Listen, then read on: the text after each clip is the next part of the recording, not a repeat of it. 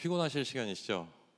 제가 보니까 이 하루 종일 굉장히 인원들 많이 오신 것 같고 여섯 번째 세션이 이제 사실은 이게 굉장히 고통스러운 세션이 시작되는 것 같은데 여튼 시간에 맞춰서 여러분들이 이제 오신 의미가 있게 좀 하나하나 전달해 드려보도록 하겠습니다.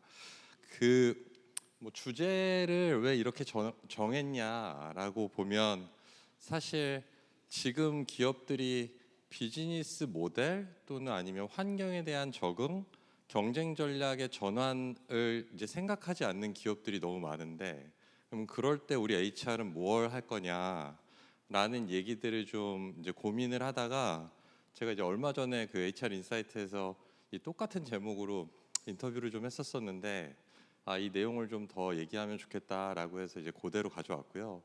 뭐 이제 자료 있으시니까 그 제가 어떤 일들이 지난 1년간 벌어졌는지에 대해서 좀 설명을 드리면 재밌지 않을까라는 생각을 하면서 편하게 좀 이야기를 드려보도록 하겠습니다.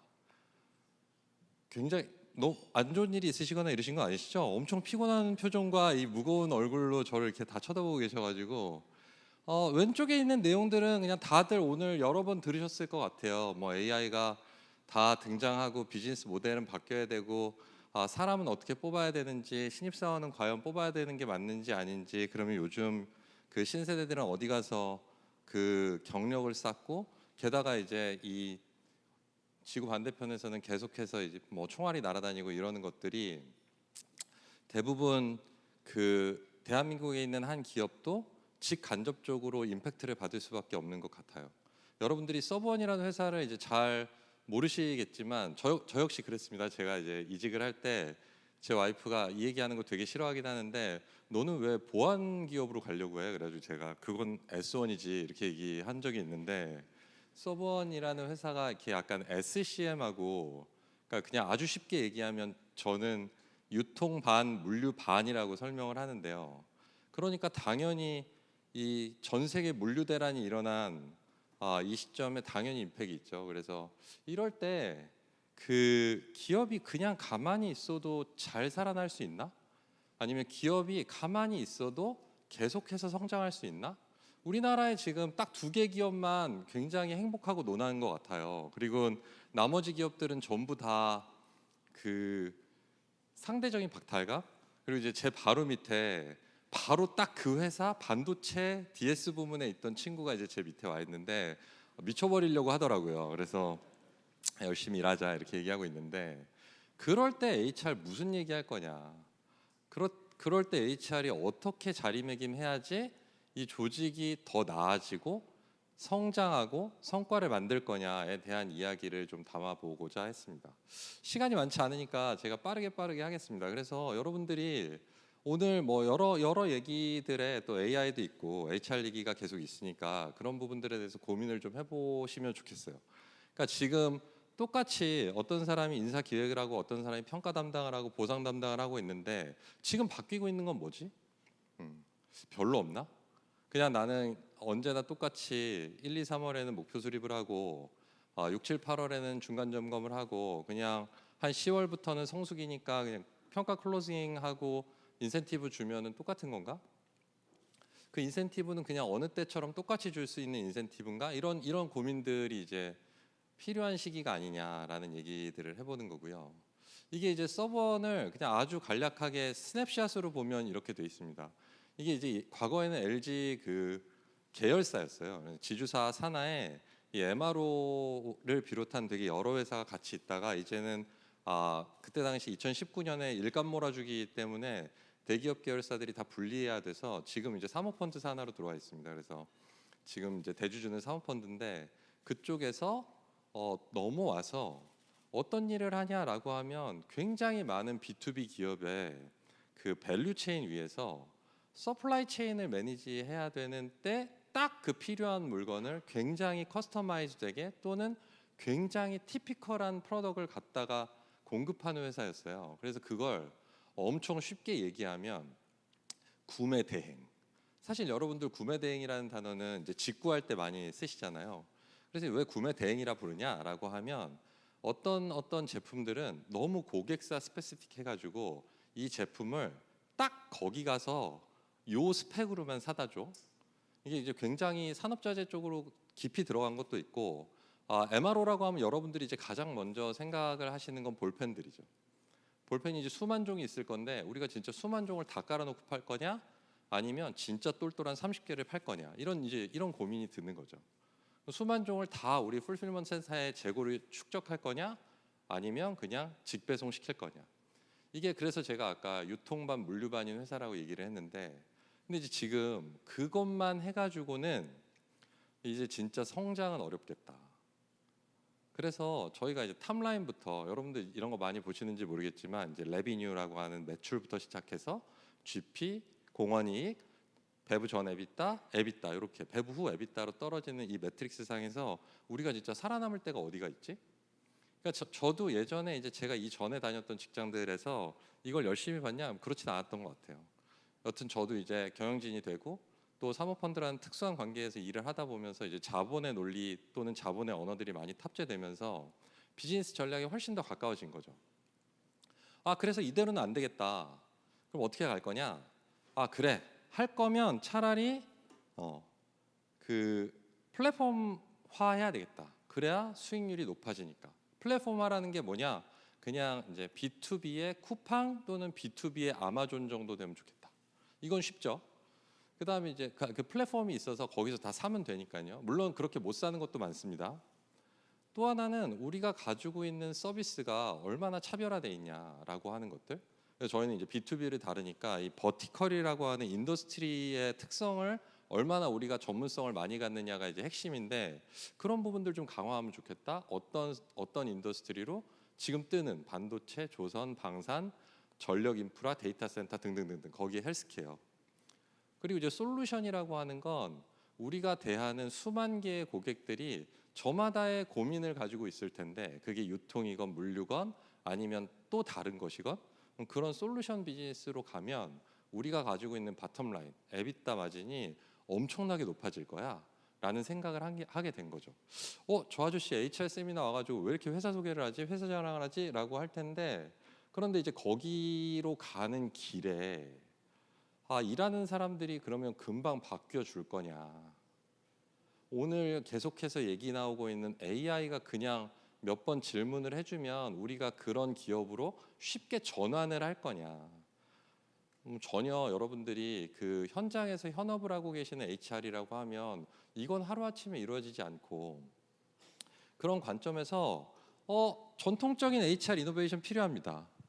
조직을 바꾸고 제도를 혁신하고 사람들을 갈아치우고 이런 거 필요하죠. 왜냐하면 뉴 스킬이 필요할 테니까 그거 갈아치우고 하는 것들. 죄송합니다. 갈아치운다고 하면 안 되죠. 이제 교체한다.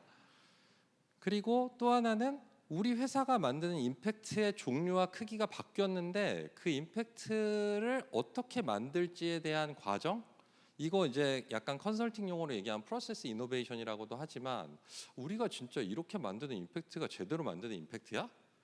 그런데 프로세스 이노베이션도 약간 맹점이 있어요. 결과물은 유사한 결과물을 만드는 걸 얼마나 효율적으로 갈 거냐도 있지만, 지금 대부분의 기업이 생각하고 있는 그 임팩트의 크기와 종류가 결과도 과정도 다 바뀌고 있기 때문에 그런 관점에서 임팩트 요정을 좀 재설계해야 되는 거 아니야?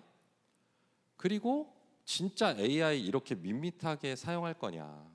여러분 모르겠어요. 여러분 기업에서 여기 이제 몇몇 스타트업들은 요즘 그런 일 많이 있대요. 그냥 AI 툴을 다 던져주고 토큰 미치도록 써도 좋으니까 지금부터 사람 추구는 없어. 그냥 AI랑 같이 하던지 아니면 나가. 가 많대요. 그런데 이제 저희도 회사가 예전에 LG 계열사고 뭐 작지는 않아요. 국내에 한 700, 해외에 한 700 이렇게 돼 있기 때문에 이런 회사에서 그렇게 플레이할 수 있는 거냐. 게다가 비즈니스 모델을 완전히 바꾸겠다는데 우리가 직원들한테 그렇게 할 수 있냐. 제가 이제 뭐 예전에 같이 일했던 분도 여기 와 계시지만, 그때부터 이제 조직을 바꾸는 레버가 뭐가 있을까라고 생각해 보면 딱 두 개가 있는 것 같아요. 하나는 리더. 여러분들이 여러 조직 문화 혁신 프로젝트나 이런 것들을 해보시면 다 똑같이 얘기하잖아요. 리더가 바뀌지 않으면 조직이 바뀌지 않는다. 리더들이 근데 우리 뜻대로 바꿔주냐. 제가 예전에 조직 문화 프로젝트 하면 맨날 비전 미션 같은 거 만들었는데, 그런 얘기 할 때마다 임원들이 저한테 그랬어요. 저 대리였는데 뭐라 그랬냐면, 야 비전 미션이 밥 먹여주냐 이런 얘기를 했었어요. 그러니까 그들이 바꿔주지 않으면 조직 바뀌기가 매우 힘들다. 두 번째는 그러면 리더들만 잘하면 진짜 조직이 바뀌냐? 밑에 사람들은 예를 들면 여러분들이 전부 다 SK 하이닉스 직원들이다라고 하면 지금 퇴직을 하겠어요? 예. 그러면 이제 그런 환경, 제도, 뭐 인프라 같은 것들이 어떻게 바뀌어 나가느냐 자체가 이 조직을 바꾸는 힘일 텐데, 우리 이 두 레버를 가지고 우리가 진짜 필요한 비즈니스 모델링의 재설계 또는 비즈니스의 전환을 해낼 수 있냐라고 하는 것이 이제 저한테는 조직을 바꾸는 두 가지 레버로 어떻게 쓰지라는 고민을 한 거죠. 처음부터 끝까지 비즈니스에 얼라인되게. 그래서 제가 그냥 했던 몇 가지들을 좀 그냥 설명해 드리는데, 사실 이건 여러분들도 맨날 하고 계시는 얘기인데 제가 이걸 왜 굳이 이렇게 써놨냐라고 하면 이게 이제 전부 1년 반 만에 일어난 일이에요. 사실 이런 이제 변화가 그냥 기업에서 이제 쉽게 될까라고 하실 수도 있지만, 일단 이런 회사도 있구나라고 생각해 주시면 좋을 것 같은 게, 저희 회사에는 이제 임원급이라고 할 수 있는 사람이 11명이 있는데, 그 11명 중에 7명이 2025년 1월부터 싸그리 바뀌어요. CEO가 1월, COO가 4월, CHRO인 제가 6월, CTO가 9월, 그리고 사업본부장 2명이 이제 올해 1월 해가지고 임원들 대부분이 싸그리 다 바뀌고요. 그건 진짜 우리가 비즈니스 모델링을 새로 하기 위해서 완전히 새로운 블러드들의 탑팀을 구축하겠다라고 하는 이제 주주들의 뜻에 의해서 싸그리 바뀌었어요. 전 그 중에 한 멤버고요. 그리고 제가 들어가자마자 해야 되는 일은, 제가 6개월 이제 CEO보다 6개월 늦게 들어갔잖아요. 그러니까 이제 가장 먼저 캐치업해야 되는 게 뭐야라고 보면, 우리 리더 그룹들은 이 변화를 이끌 수 있는 거야라고 해서 리더들에 대한 비저빌리티를 확보한 거죠. 한 두세 달 안에 그냥 싸그리 탑 다운으로 가는 탤런트 리뷰 세션, 360 뭐 이런 거 다 하시잖아요. HR BP 만들어서 이제 각 본부에 다 꽂아가지고 거기에서 이 리더들의 실력과 평판과 피플 리더십에 대한 것들을 이제 캐치하고 탑라인의 리더들이랑 온라인하는 작업. 그래서 진짜 우리가 그 뒷단에 새로운 비즈니스를 할 수 있는 파이프라인이 있는 거야. 그 파이프라인을 구축하고, 어찌됐건 제가 이제 예전에 다녔던 회사들은 이런 리더십 파이프라인을 굉장히 볼드하게 관리하던 회사들이었기 때문에 그런 프로그램들을 차용해서 새로운 비즈니스에 꽂을 수 있는 새로운 사람들을 좀 준비시켜야 되겠다. 왜? 그런 사람들은 한 3개월, 6개월 안에는 커지질 않으니까. 그리고는 이제 조직 개편도 세게 했어요. 이제 사실은 굉장히 여러 가지 이유에 의해서 조직 개편을 엄청, 이제 그때 당시에는 이제 천지개벽형 조직 개편이라고 하기도 했었었는데, 여튼 저희가 비즈니스 전략 방향에 따라서 조직을 싸그리 바꿔서 그에 얼라인 시키는 작업을 했었었고, 그리고는 이제 보이는 보이지 않는 비효율들을 싸그리 제거하기 위해서, 물론 남아 있죠. 노력한 것들. 그리고 이제 이게 단기 전략에 맞닿은 조직 개편이 아니고 이제 굉장히 장기 전략에 맞닿은 조직 개편을 하려고 노력을 했었었고, 그래서 이제 그때 당시에 본부가 3개가 있었다. 그러니까 저희 회사가 뭘 사다가 파는 회사라고 보면, 사오는 본부 하나, 파는 본부가 3개가 있었는데, 이제 그 3개 싸그리 다 합쳐버리고, 그러면서 이제 리더십들이 엄청 교체되고, 그리고 이제 이 물건을 이제 구매해오는 그 본부를 사업 본부화했어요. 이게 무슨 얘기냐면, 이제 B2B의 아마존을 가기로 했기 때문에 이들이 볼펜 10,000개가 있는 걸 10,000개를 잘 사오는 게 중요한 게 아니고, 당신이 우리 직원이 30개 똘똘한 볼펜 찍어. 이거는 이제 소싱. 그 다음에 이걸 가장 섹시하게 보이도록 우리의 플랫폼 위에서 이제 피치해. 잘 진열. 그리고 그게 진짜 잘 팔리는지 트래킹하고 그걸 KPI 하는 거죠. 그래서 그냥 옛날에는 매입 단가 낮추면 다 되는 거 아니야? 내가 이 유공업 부품에 대해서 원가 구조 잘하면 내가 역량이 크는 거 아니야? 웃기지 마. 그냥 너는 지금부터 훨씬 좋은 물건을 찾고, 훨씬 좋은 물건을 훨씬 싸게 사오고, 그리고 이게 팔려 나가는 것까지 모두 너의 머릿속에 들어와 있어야 돼라는 얘기를 하는 거죠.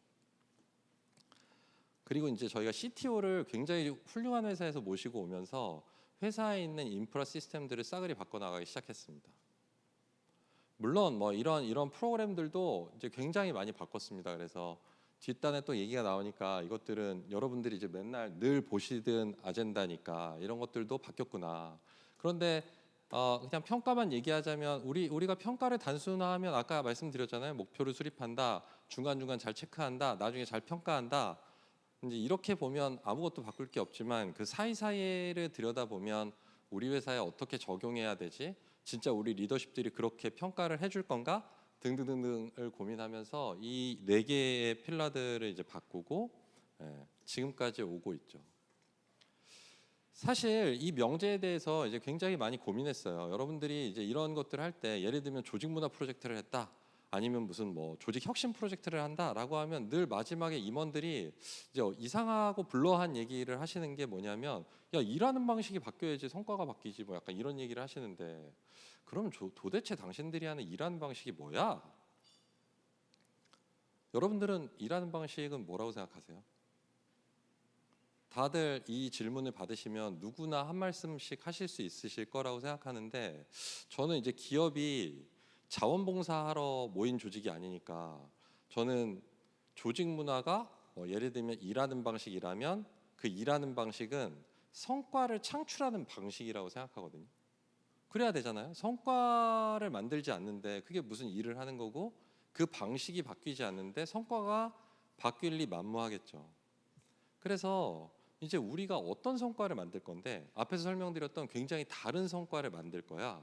그러면 어디서부터 뜯어 고칠 거야? 라는 질문으로 이제 들어온 거죠. 그래서 뭐야 앞에서 바꿀 거 그렇게 다 바꾼 거 아니야? 라고 하면 이게 이제 약간 껍질이라고 보면 조직을 운영하는 오퍼레이팅 시스템이라고 하면 진짜 그게 다 들어가서 다 바뀔 거냐? 사실 평가 제도를 바뀌면 진짜 현업에 있는 사람들의 일하는 방식이 바뀌냐라는 질문에 당연하죠라고 대답하실 수 있을 분이 여기에 많지 않을 거라고 생각해요. 저 역시 그렇고. 왜냐? 그 현업의 일이라고 생각하는 사람들도 굉장히 많아요. 또 리더의 일이라고 생각하는 사람들도 많아요. 왜? 리더가 성과 관리하는 사람이니까.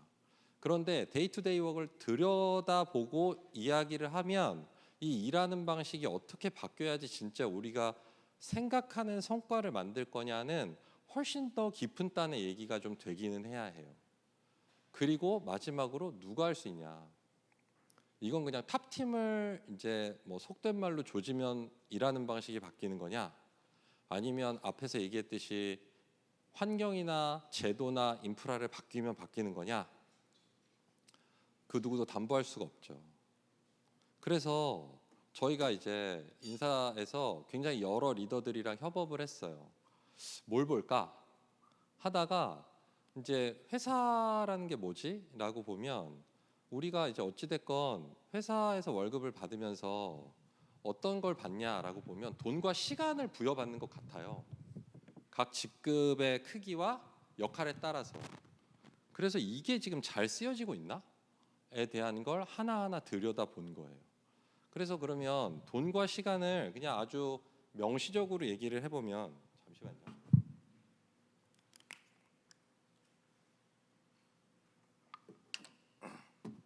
너무 빠르지는 않으시죠? 괜찮으시죠? 네. 그래서 돈과 시간을 명시적으로 들여다보면 돈은 굉장히 잘 보여요. 얘 얼마 쓰지? 저 얼마짜리 계약했지? 이번 달에 얼마 벌어왔지? 그런데 진짜 사람들이 알고 싶은 건 사실은 시간인 것 같아요. 일을 어떻게 하고 있어? 그래서 저희가 야, 안 되겠다. 그냥 우리 회사의 대표 직군이라고 할 수 있는 영업과 구매 인력에 하루가 어떻게 돼 있는지 설계해보자. 제가 이 데크를 바꾸려고 했는데 너무 죄송한 게 이 진짜 이 잘 그려진 영업사원의 하루 이 슬라이드가 있는데 오늘 아침 못 바꿨어요. 그래서 이렇게밖에 지금 이제 제가 못 올렸는데 그 영업사원 60명 저희가 영업사원이 한 330명 되는데 한 60명을 인터뷰하고 그 사람들이 이제 다 타임시트를 쓰거든요. 타임시트를 분석하고 요즘 분석 진짜 너무너무 쉽잖아요. 클로드 때문에. 그래서 해가지고 이 영업사원들이 하루에 몇 분을 어디다 쓰는지를 싸그리 다 이제 파헤친 거예요. 다음은 구매도 똑같이 했어요. 그래서 영업 먼저 하고 구매를 해서 영업부터 좀 설명을 드리면 여러분들이 영업 사원이라고 생각을 해보시죠. 이제 3 곱하기 3 매트릭스를 그려볼게요. 나한테 진짜 중요한 고객, 그냥 그런 고객, 완전 별로인 고객. 뭐 매출도 작고 손익도 얼마 안 나고. 그다음에 그냥 내가 생각해도 영업사원이니까 내 고객의 얘기를 듣고 고객의 문제를 해결하고 그들과 얘기를 하다 보면 더 큰 비즈니스 오퍼튜니티가 생기고 이러는 것, 이런 중요한 일, 그냥 그런 일, 완전 별로인 일, 전화 받아서 구매 연결하고 완전 단순 오퍼레이션 있잖아요. 이거 3 곱하기 3을 그리면 여러분들 회사의 영업사원들은 진짜 저 위에 시간을 진짜 많이 쓰고 있을 것 같으세요? 어떠세요? 우리 회사, 그러니까 저희 이제 서버원의 민낯을 이렇게 돌아다니면 안 되나요? 돌아다니면 되죠? 이 여기에 어떻게 배치되어 있었을까요? 그 시간을 막 배치해봐서 그 비중을 넣어보면 이게 몇 퍼센트였을까요? 저 별표에 진짜 많이 가 있었을까요? 제가 그랬으면 이 얘기 안 하고 있겠죠. 정말 고르게 9개 모두 똑같이 쓰고 있는 거예요. 여러분들이 여러분들 돈을 줘서 사람을 샀는데 저 9개 되게 고르게 쓰면 화가 나실 것 같으세요? 안 나실 화는 안 나시나요? 이제 내 돈은 아니니까. 다음 얘기를 좀 해볼게요. 이제 구매 담당자들이 대부분 만나는 그 이제 고객사라고 하면 협력사들일 텐데 우리한테 진짜 중요한 물건을 굉장히 큰 볼륨으로 이제 납품해주는 협력사가 있고 거기서 협력사의 협력이 끊기면 공급이 끊기면 사단나는 공급사도 있는데 구매 담당자는 어땠을까요? 구매 담당자는 이렇게 그리지는 않았었는데 이제 구매도 좀 재밌는 인사이트가 있는데 우리가 생각하는 그냥 전통 구매에 해야 될 일을 쭉 늘어놓고 우리 회사는 뭘 하고 있지? 그렇게 분석이 됐어요. 그리고 이제 저희가 여러 데이터를 넣었더니 그거를 클로드가 그렇게 분석해 보는 게 어때라고 이제 토해내 주더라고요. 바행해갖고 그래 분석해 보니까 저희는 되게 이빨이 많이 빠져 있었고 일단 그러니까 구매 풀스코프를 한다는 건 이런 거야라고 했는데 이빨이 빠진 게 너무 많고 그 다음에 더 큰 문제는 일의 시작점이었어요. 우리 구매가 적극적으로 저 중요한 공급사를 찾고 그 다음에 그 공급사랑 열심히 협의를 해서 매입가를 낮추고 이런 활동들을 하는 게 아니고요. 일의 시작이 그냥 고객이 그 다른 고객이죠. 이제 물건을 사주는 고객이 야 이거 사주면 안 되니? 그때 일이 시작되는 거예요. 인쿼리가 들어와야만 프로세스가 시작이 되는 거죠. 근데 앞에 얘기한 거 있잖아요. 이거를 똑같이 볼펜을 똑같이 파는 더 좋은 볼펜 없나? 아 이거는 어디 가면 더 싸게 살 수 있지? 이런 활동은 전혀 없는 거죠. 여튼 그렇게 시간을 이잡듯이 다 파헤쳐가지고 이제 저희가 전체적으로 다 늘어놓은 다음에 일을 하나하나 쪼갰어요. 여러분들 요즘 이런 얘기 많이 들을 거예요. 일을 쪼갠다는 게 뭐지? 그러니까 저도 일을 쪼갠다는 게 뭔지를 너무 모르겠어가지고 이렇게 한 거예요. 그러니까 사실은 시간을 다 분석해라라고 하는 게 여러분들께 도움이 될지 아니면 이게 삽질이 될지는 잘 모르겠는데 그냥 그때부터 저는 일을 다 짜개기 시작한 거죠. 이 일은 중요한 일이야? 이 일은 중요하지 않은 일이야. 그러면서 저희가 이게 똑같은 시간의 값을 넣어서 이게 플러스라고 보이지 않는 일들에 대해서 챌린지를 하기 시작한 거고 이걸 어떻게 바꿀까에 대한 고민을 한 거예요. 그래서 그걸 들여다볼 때 요즘 너무 중요한 테크는 어디에 들어갈 수 있지? 제가 보면 이제 AI 혁신이라는 게 요즘 그냥 20대들이 AI 제일 잘하니까 그냥 그들한테 던져주고 그냥 만들어 와봐라고 하면 팬시한 대시보드를 한 100개는 만들어 와요. 그걸 이제 우리 회사에서는 저희가 이제 리더들이 뭐라고 그러냐면 AI 쓰레기라고 부르거든요. 왜냐하면 정교한 대시보드를 가지고 오퍼레이팅 시스템화해서 쓰는 게 아니고 그냥 자기가 저마다 보고 싶은 포인트를 가지고 다 대시보드를 HTML로 만들어 와서 그냥 던지는 거예요. 그럼 나중에 그게 관리가 되냐? 그 다음에 클로드도 약간 일을 진짜 잘하는 뭐 3년 차는 아니잖아요. 얘가 꼭 실수하잖아요. 오늘 아침에도 그것 때문에 경영회의 사단이 났는데 그냥 어느 순간에 가보면 이건 왜 없지? 이건 왜 숫자가 다르지? 그런 게 숫자가 빼곡한 HTML 위에 한두 개는 있거든요. 그걸 그럼 사람이 또 늘 보고 있어야 되나? 뭐 요즘 잘한다는 하네스 엔지니어링을 그렇게 기깔나게 하면 그런 오류가 없어질 건가? 그렇지 않다. 그럼에도 불구하고 우리가 완전 저부가 가치 일에 완전 로레벨 오퍼레이션은 그냥 기술이 한다라는 방향을 잡은 거죠. 그래서 이런 질문 해보고 싶었어요. 여러분 회사는 얼마나 뭐라고 해야 될까요? 공격적으로 AI를 써보고 있나. 저희 회사가 AI를 그래서 작년부터 엄청 고민하고 많이 썼냐? 전혀 아닙니다.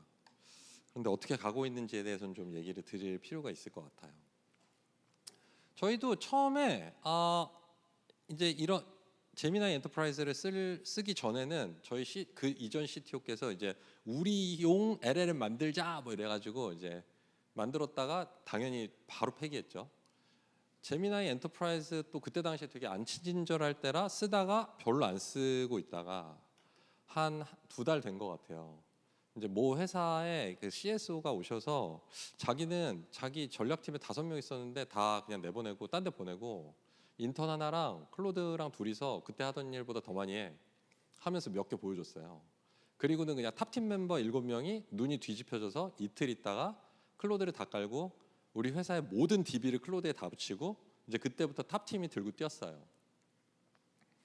그래서 이제 탑팀은 그냥 7명이니까 DB 붙여도 문제가 안 생기겠죠. 그래서 그리고 그거 생기면 진짜 안 되죠. 그래서 그렇게 시작을 했고 그러면서 엄청 고민을 한 거죠. 아, 이게 이렇게 된다고.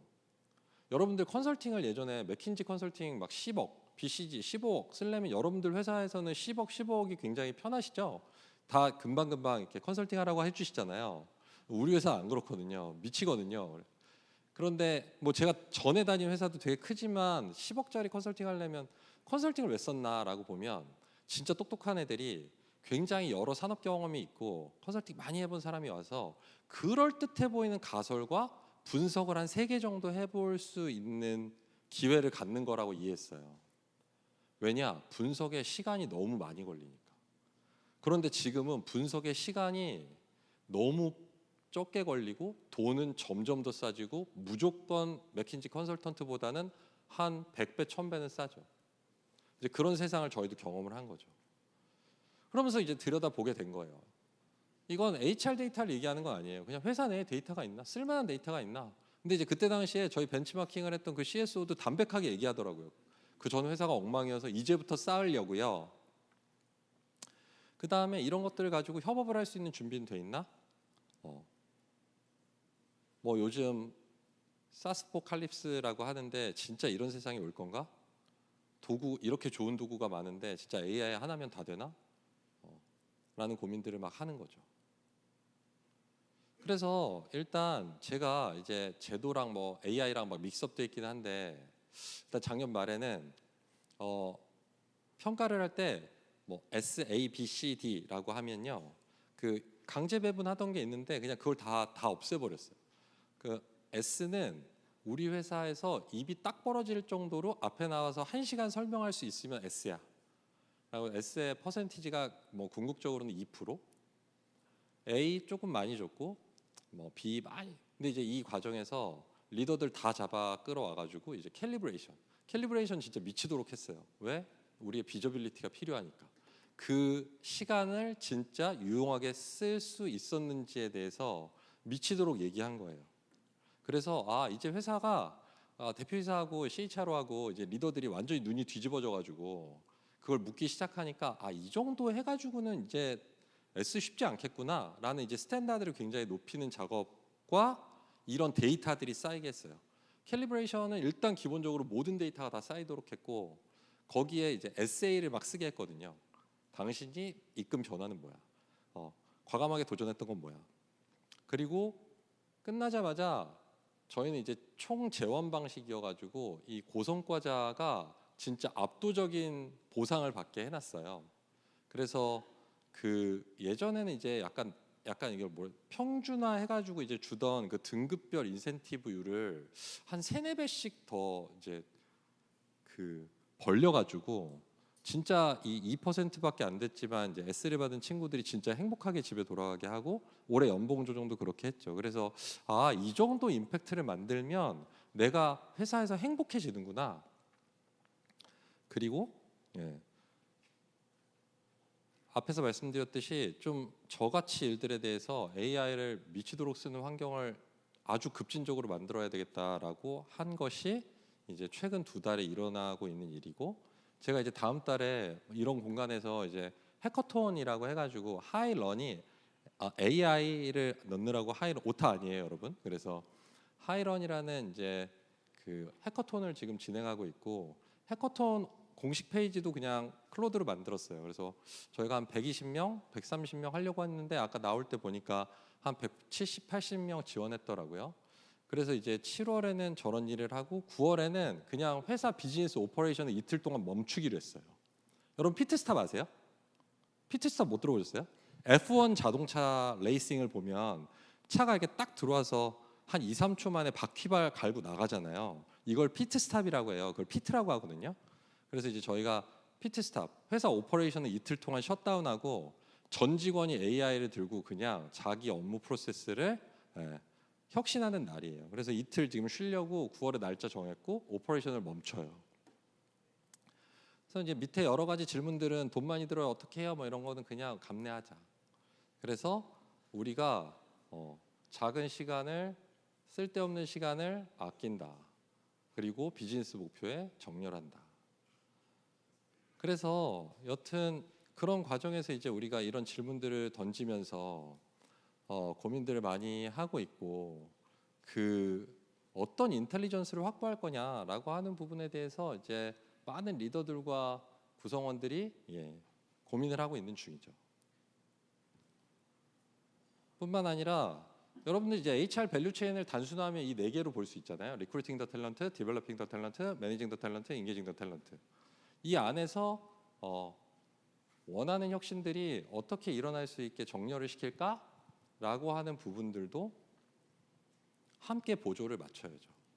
그래서 저희가 이번에는 이제 올해 뭐 레몬 베이스라든지 이런 솔루션들이 막 들어오면서 그 변화 관리들을 같이 해나가고 있는데, 그런 건 진짜 HR이 열심히 해야 될 영역이라고 생각해요.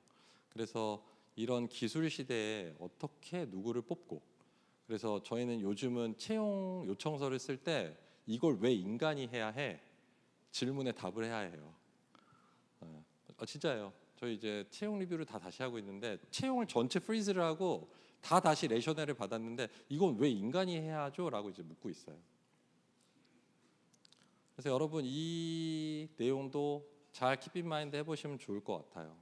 이제 지식은 너무 싸지고 정보는 그냥 물어보면 다 나오고 분석은 너무 싸졌고 AI가 정리는 100배 더 잘하는 것 같아요. 제가 신입사원한테 보고서 이거 정리해오라고 시키는 건 진짜 미친 짓이라고 생각하고 살고 있어요.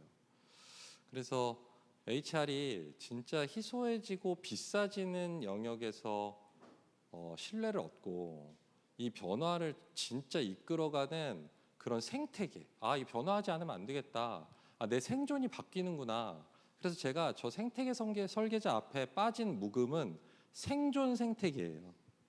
우리 어떤 환경에서 그들을 살게 할 거냐에 대한 고민들을 해야 될 거라고 생각하고, 뭐 이 밖에 이제 더 많은 얘기들은 궁금하시면 또 저기 이현아 편집장님을 통해서 만나 뵐 수 있을 거라고 생각합니다. 그래서 여튼 긴 시간 들어주셔서 감사하고, 저희의 여정에 여러분들 관심 있다면 또 커뮤니케이션 하실 수 있는 기회를 마련해 보겠습니다. 감사합니다.